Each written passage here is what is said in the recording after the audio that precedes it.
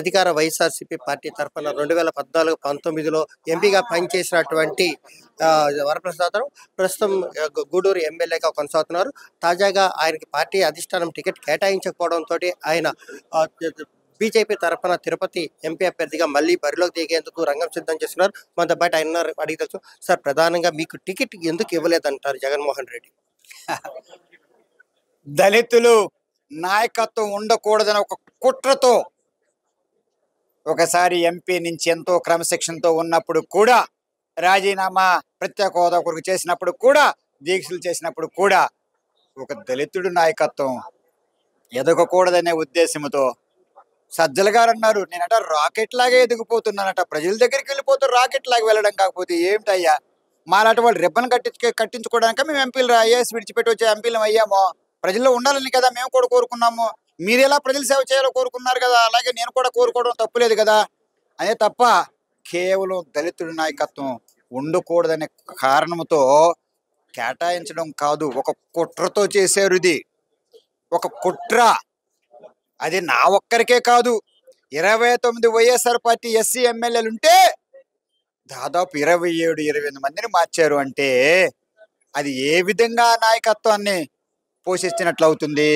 ఓట్లు వేసేటప్పటికి మాత్రం నా దళితులు, నా దళితులు, నా దళితులు, ఓట్లు వేసేటప్పుడు నా బీసీలు, నా బీసీలు, నా బీసీలు, దానిలో మాత్రం ప్రభుత్వంలో భాగస్వాములు మాత్రం నా కులం, నా కులం, నా కులం. ఇది ఎక్కడ రాజకీయం అయ్యా? నేను ఎక్కడ చూడలేదే. అన్నీ మీ వాళ్ళే పెట్టుకుంటే మాలాంటి బడుగు బలహీన వర్గాలు ఎక్కడికి వెళ్తారయ్యా? సీఎం మీరే, సీఎం దగ్గర ఉన్న ఐఏఎస్ మీరే, ఆ తర్వాత సలహాదారులు మీరే, ఆ తర్వాత రీజనల్ కోఆర్డినేటర్స్ మీరే, డిస్ట్రిక్ట్ ప్రెసిడెంట్స్ మీరే, ఆ చివరి చూస్తే ప్రభుత్వ అధికారులు మీరే. అయితే ఒక సమస్య వస్తే మాలాంటి వాళ్ళని ఎక్కడికి వెళ్తామయ్యా? ఎందుకు ఈ బానిసలుగా ఎందుకు చేస్తున్నారు మీరు నాయకుల్ని? అది పాపం కాదా అని చెప్పి ఉన్న ప్రజాస్వామ్యాన్ని ఏ విధంగా కూనీ చేస్తున్నారని చెప్పి నిలదీసి అడుగుతున్నా.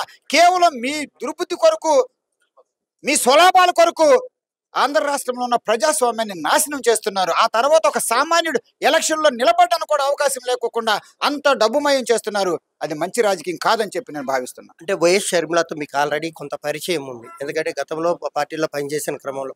అయితే మీరు కాంగ్రెస్ వైపు వెళ్ళకుండా బీజేపీలో చేరడానికి కారణం ఏంటంటారు? మోడీజీ గారి నాయకత్వం. నేను 14 నుంచి 19 వరకు మోడీజీ గారి నాయకత్వం చూసా. అవినీతికి అవకాశాలు లేవు, అభివృద్ధి ప్రాధాన్యత. తర్వాత నాకు సీట్ ఇవ్వడం కూడా ఏ విధమైన రికమెండేషన్ లేదు, నేను ఎవరి దగ్గరికి కూడా వెళ్ళలా. నాకు అవకాశం ఇవ్వలేదు కనుక జగన్మోహన్ రెడ్డి గారు ఇస్తే నాకు రాజకీయం చేసుకోవాలా, లేకపోతే చేతగాని వాళ్ళగా ఇంట్లో ఉండడానికి నేను సిద్ధంగా లేను. వారు ఏ విధంగా ధైర్యశాలో, ఏ విధంగా సమర్థత చూపిస్తున్నారో మేము కూడా అలాగే ధైర్యంగా సమర్థత ఉండాలని చెప్పి, ఈసారి నిలబడాలని చెప్పి నేను కోరుకున్నా. అది ఒక్క భారతీయ జనతా పార్టీ, ఏ ప్రలోభాలకు లొంగన పార్టీ, ఒక క్రమశిక్షణ కూడిన పార్టీ. మోడీజీ గారు ఇంత గొప్ప అవకాశం ఇచ్చారంటే వారి చేతులు జోడించి వందనాలు తెలియజేస్తున్నాను. కేంద్ర ప్రభుత్వం నుంచి నిధులు తీసుకొస్తా, ఇక్కడ నేను జేఎంసీ గారు శ్రీనివాసులు కలిసి ఫస్ట్ క్లాస్ రాజకీయం ఇస్తాం. ఒక దౌర్జన్యాలకు అవకాశం ఇయ్యం, ఒక అవినీతికి అవకాశం ఇయ్యం. 14 నుంచి 19 చేసి చూపించా. ఇక్కడ ఉంటాం, మా ఆఫీస్ తెరిపిస్తాం, అందరూ కూడా అందుబాటులో ఉండేటట్టుగా చేస్తాం. కనుక గూడూరు మన తిరుపతి ప్రజలు ఒక్కసారి ఆలోచించండి. ఆ దౌర్జన్యాలు వద్దంటే అప్పుడు మీరు ఓటు జాగ్రత్తగా కూటమికి వెయ్యండి. అంటే ముఖ్యమంత్రి జగన్మోహన్ రెడ్డి కేవలం తన మీద ఉన్న కేసుల కోసమే అని చెప్పని రాష్ట్ర అభివృద్ధిని కుంటుపరిచారని చెప్పిన ఆరోపణలు వినిపిస్తున్న నేపథ్యంలో దీన్ని ఎలా చూస్తారు? నేను అది ప్రజలకే తెలిసిన విషయమే.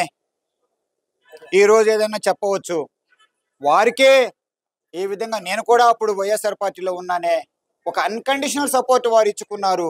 వారికే అన్ని విషయాలు తెలిసినవి కనుక వారి విచక్షణకి, ప్రజల విచక్షణకి నేను విడిచిపెడతాను. అవి నాకు తెలియని విషయాలు కదా.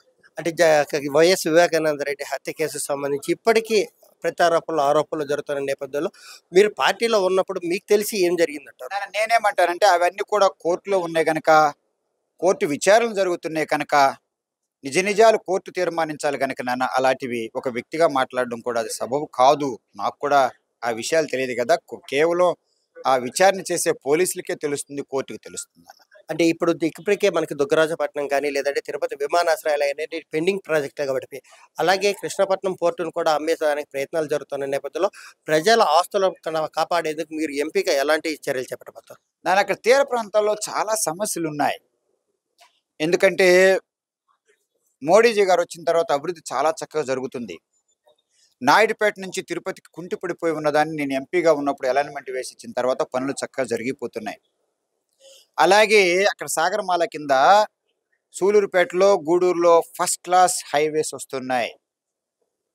ఆ తరువాత అక్కడ చెన్నై, బెంగళూరు ఇండస్ట్రియల్ కారిడార్లో దాదాపు 12,000 ఎకరాల్లో పరిశ్రమలు వస్తున్నాయి. అక్కడ తోలు పరిశ్రమ కూడా కేంద్ర ప్రభుత్వ సహాయంతో వస్తాయి. ఇప్పుడు కూడా ఇల్లు ఆర్థిక సహాయం అంతా కూడా కేంద్ర ప్రభుత్వం ఇస్తున్నారు, రాష్ట్ర ప్రభుత్వం కాదు. కాకపోతే రాష్ట్ర ప్రభుత్వానికి మనసు లేదు చెప్పుకోవడానికి. కేంద్ర ప్రభుత్వం 75 మన దాని అమెండ్మెంట్ ప్రకారం 74, 75 డబ్బులు వస్తే ఆఖరికి సర్పంచులు ఖర్చు పెట్టడానికి కూడా అవకాశం లేకుండా జడ్పీటీసీలు, ఎంపీటీసీలు, సర్పంచులను కూడా అవకాశం ఇవ్వటం లేదు. కనుక ఇవన్నీ కూడా కేవలం ఎందుకు చేస్తున్నట్టున్నారంటే, ఇది కేవలం సంక్షేమ పథకాలు పెడితే అంటే ఎక్కడి నుంచి అప్పులు తెచ్చి ఈ కేంద్ర ప్రభుత్వం నుంచి నిధులు తీసుకొచ్చి మీరు చేస్తున్నట్టుగా చూపించుకోవడం, మరి అవినీతితో వచ్చినట్టుకు మళ్ళా ఓట్లు కొనుక్కోవడం. అప్పుడు ప్రజాస్వామ్యాన్ని ఏ విధంగా కూనీ చేస్తున్నారు? ఇది సామాన్యుడికి ఆంధ్రప్రదేశ్లో ఒక రాజకీయం చేసుకోవడానికి అవకాశం ఇస్తున్నారా? మీకు తెలియకోకుండా చిన్నవారైనప్పుడు ఏ విధంగా ఈ ప్రజాస్వామ్యాన్ని ఆంధ్రప్రదేశ్లో నాశనం చేసుకుంటూ వస్తున్నారు? మీరు ఒక్కసారి మీ నాన్నగారు లాగా హుందాగా రాజకీయం చేయండి అని చెప్పి తెలియజేస్తున్నారు. జగన్మోహన్ రెడ్డి హుందాగా రాజకీయం చేస్తేనే రాష్ట్ర అభివృద్ధి జరుగుతుంది చెప్పని కేవలం తన స్వలాభం కోసమే తనకు చెందిన వారిని మాత్రమే పదవులు కట్టబెట్టి ఆయన ప్రజలను అలాగే రాష్ట్రాన్ని పూర్తిగా నాశనం చేశారని చెప్పని కూడా ఆరోపిస్తున్నారు.